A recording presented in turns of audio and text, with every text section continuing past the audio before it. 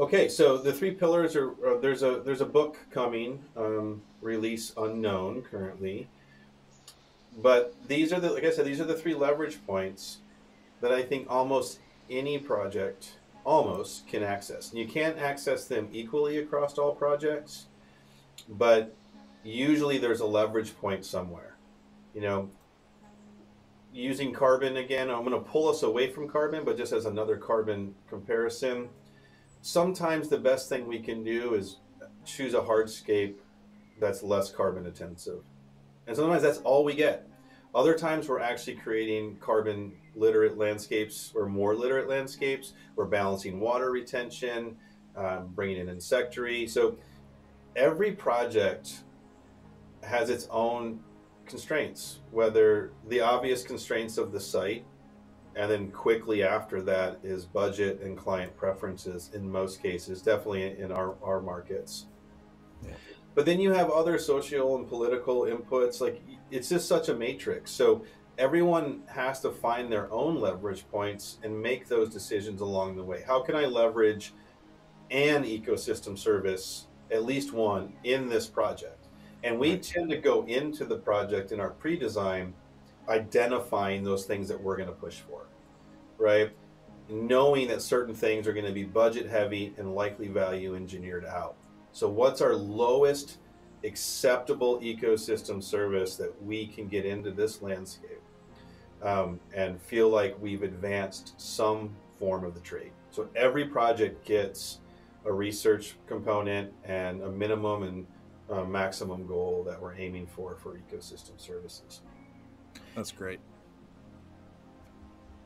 So as is with permaculture, I want you to think of it as a thought framework, right?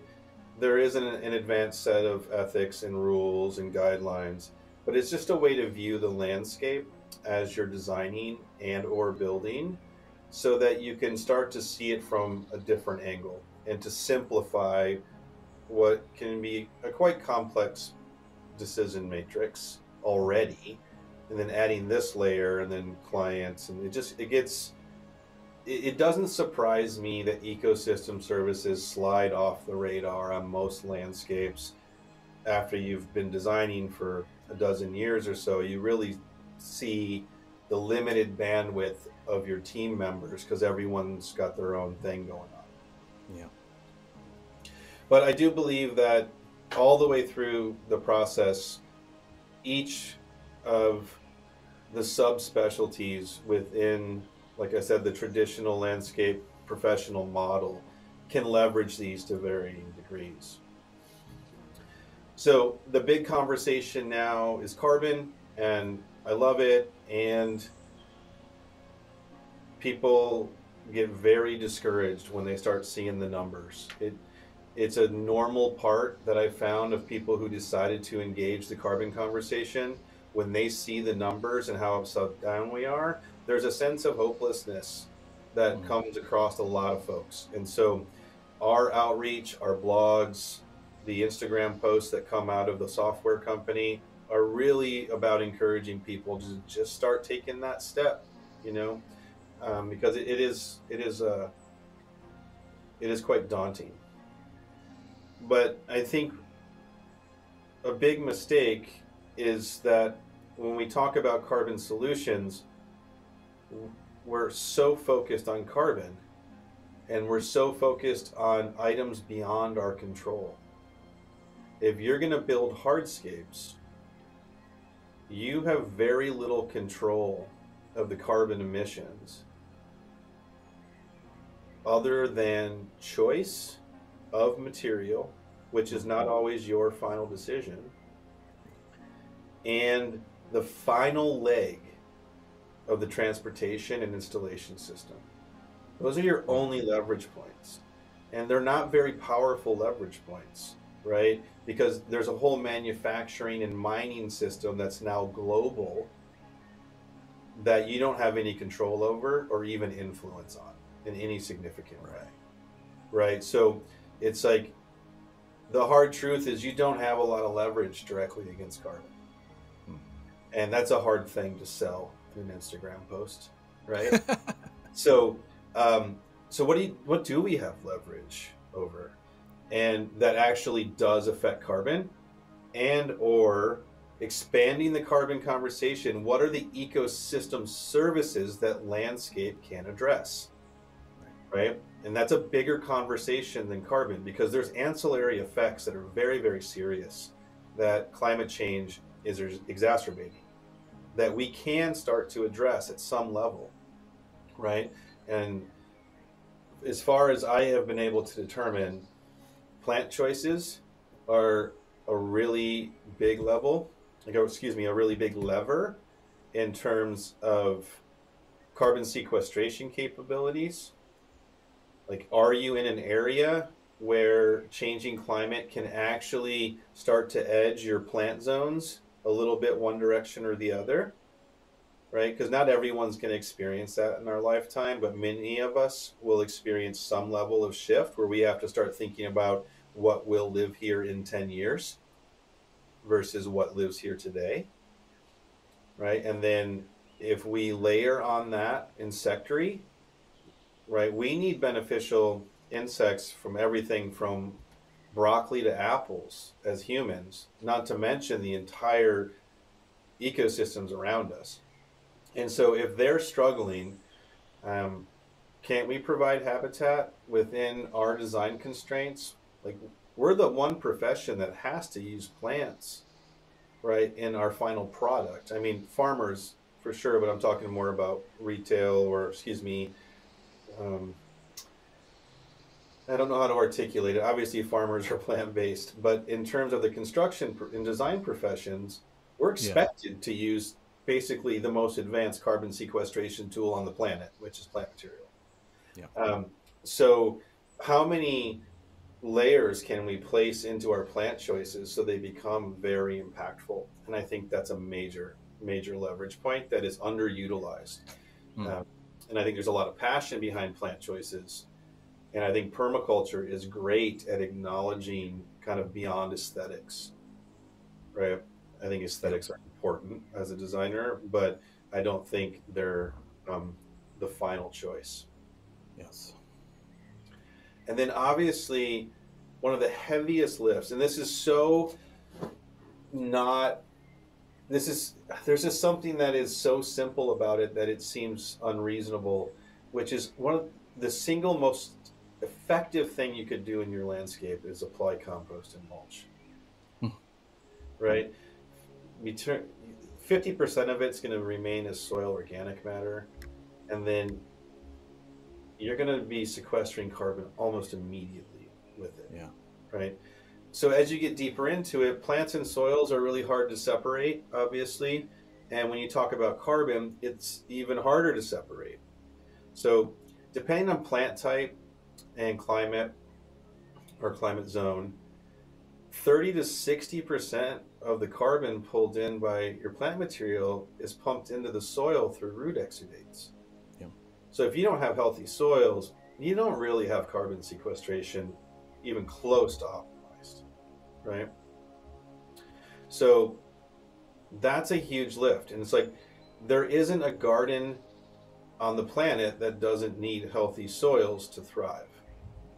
You can get away from it in a lot of commercial environments, at least away from the thinking and the awareness that it's necessary.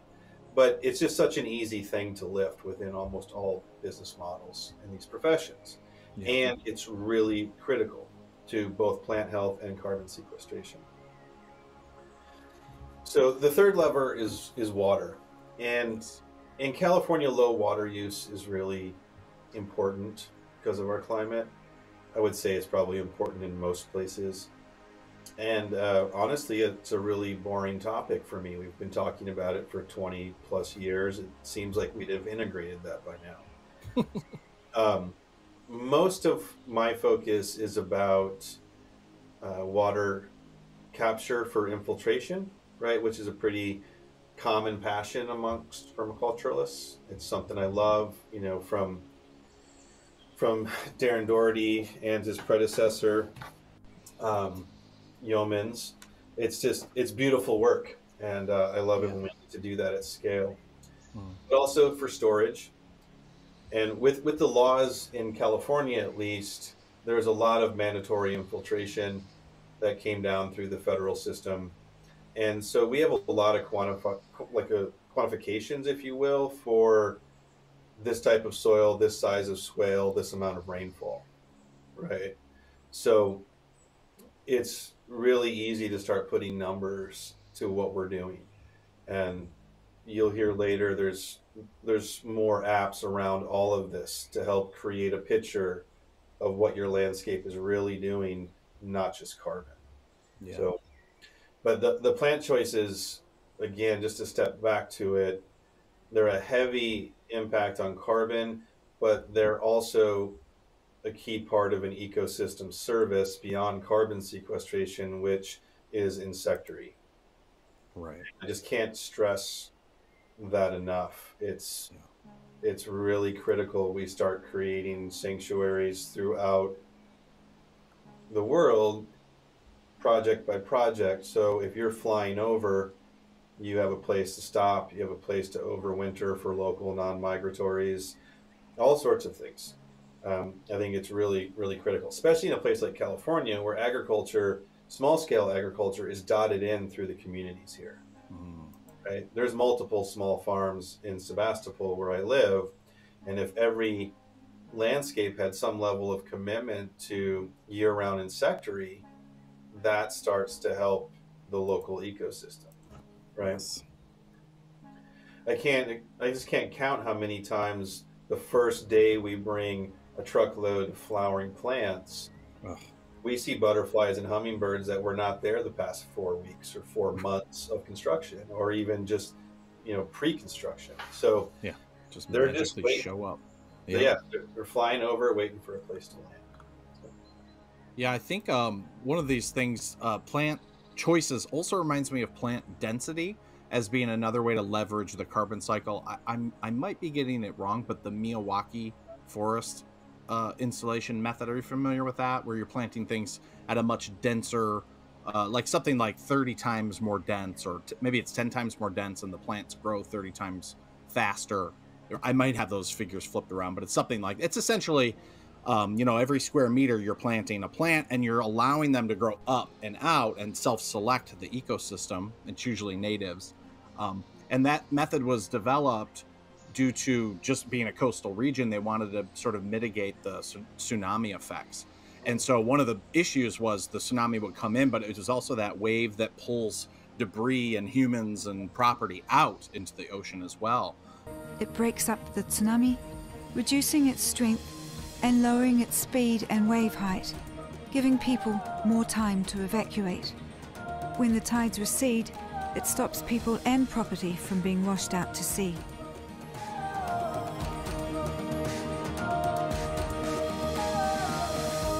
The roots of these trees will grow deep in the earth and will not be easily uprooted. The higher and wider the mound is, the more strongly resistant it will be to a tsunami.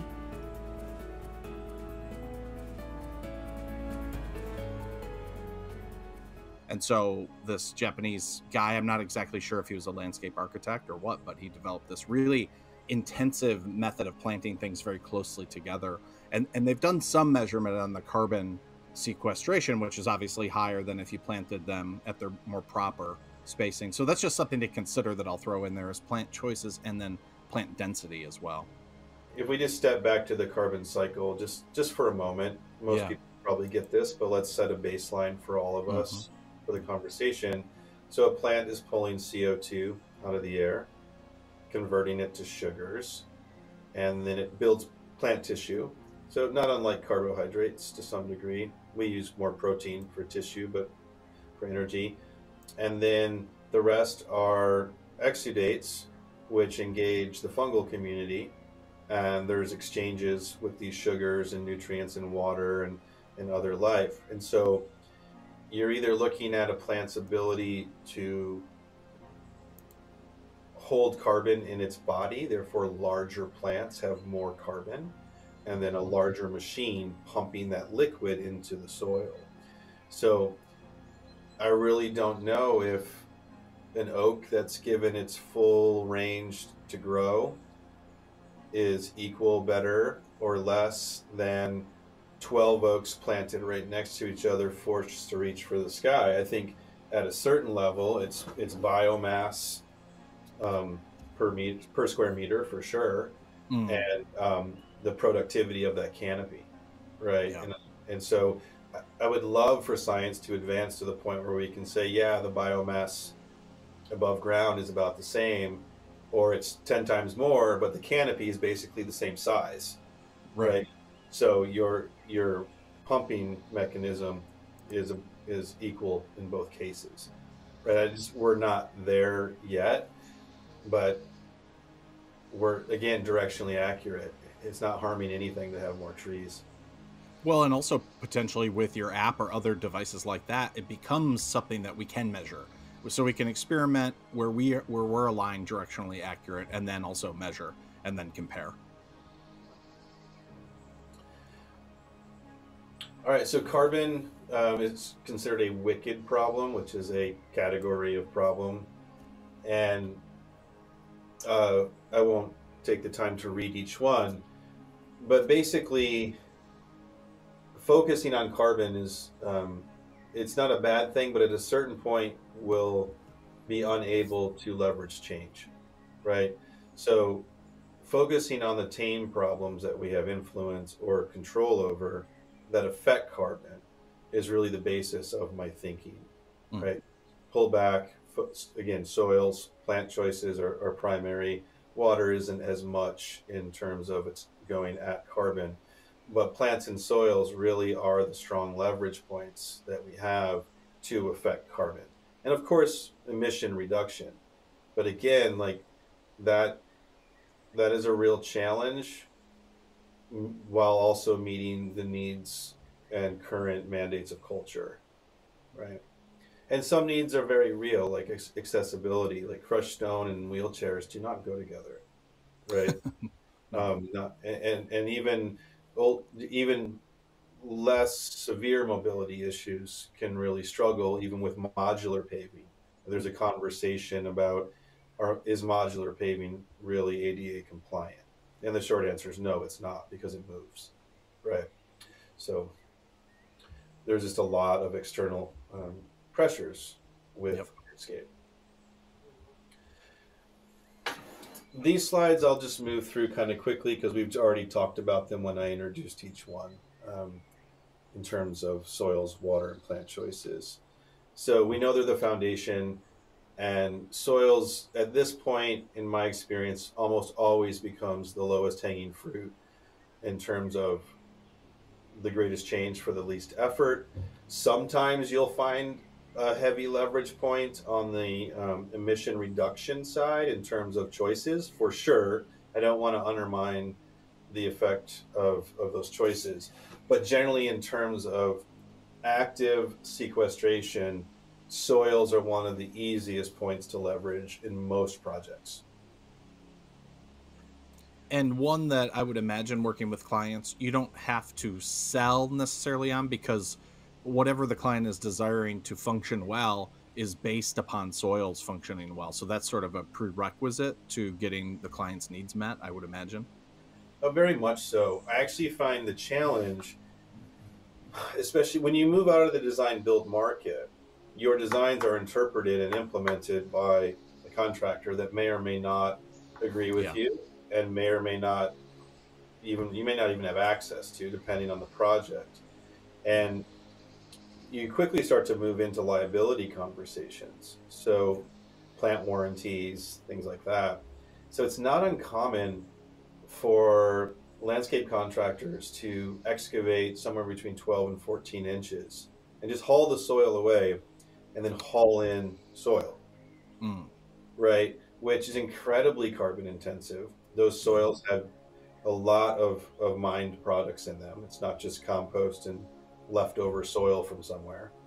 And Mm. so that's actually been the hardest point is for me is to get that out of the system and still maintain the client's ability to obtain a warranty from the installer, Mm.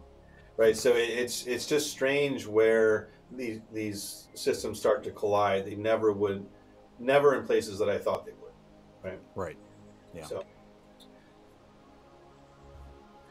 biology is a big part of it for us, introducing biology in each plant whole, right? So that we have compost and mulch. So we have our organic matter strata coming through, and then we kickstart it all with biology.